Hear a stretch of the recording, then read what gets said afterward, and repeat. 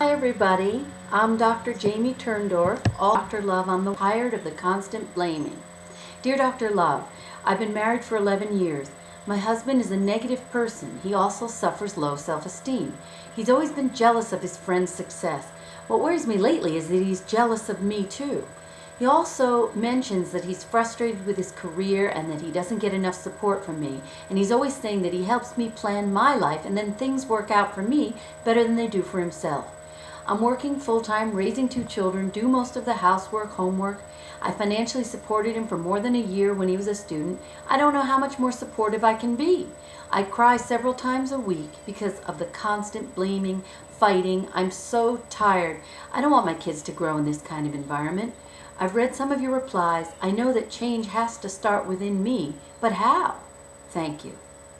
Well, I'm so sorry to hear the pain you're in. And I actually feel as though we're sitting together at this moment. That's how much I feel your sadness and hurt. You're right that change starts within you. That reminds me of a joke. A guy ordered a hot dog from a Buddhist vendor. He handed the vendor a large bill. The vendor gave him the hot dog, but no money back. The customer said, "Hey, where's my change?"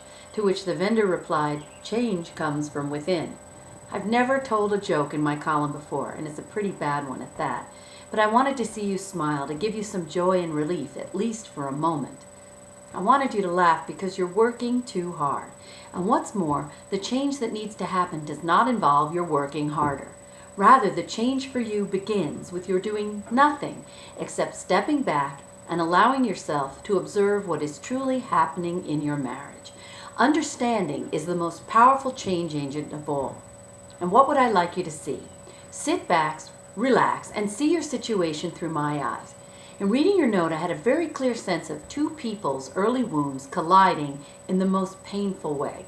Here's what's really happening. When your husband gripes, he's not talking to you at all. I know he thinks he is, and I know he directs his fire at you, but in reality, he's locked in what we call a transference distortion. And what this fancy word means is that his unconscious mind is transferring all the feelings he suffered as a child onto you. In this way, he gets to release all the hurt and anger that he didn't express from way back when.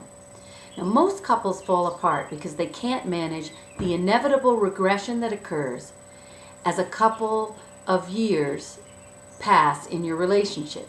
Yes, every couple experiences this regression in which both partners come to see each other as the parent that let them down.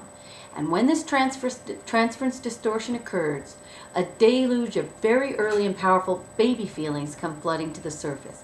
Now, your husband sounds like a crying baby. I hear the emotional subtext that runs beneath his complaints against you. I hear him accusing his mother or father or both of not being there for him and not supporting him. Now, where do you come into this equation? I see the little girl in you who tried so hard to please her parent.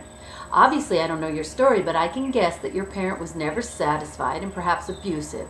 Like all children, you were the center of the universe, the narcissism of childhood, meaning that you believed your parents' unhappiness was your doing.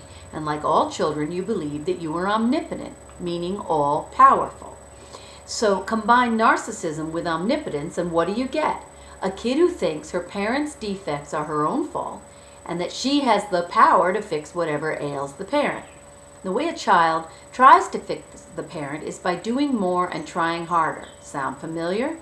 Well, the unconscious fantasy is that all your efforts will make your parent happy and he or she will finally appreciate and love you. Of course, this plan fails since nobody can fix another. So the child ends up feeling desperate and defeated. What happens next? You marry someone like your parent. The next thing you know, you find yourself replaying the same childhood scenario.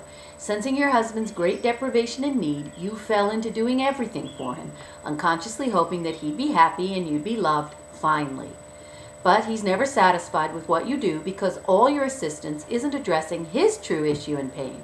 In the end, you feel like a desperate failure, just as you did when you were young. Now you can see how you fell into this trap with your husband. The big question is how to get out.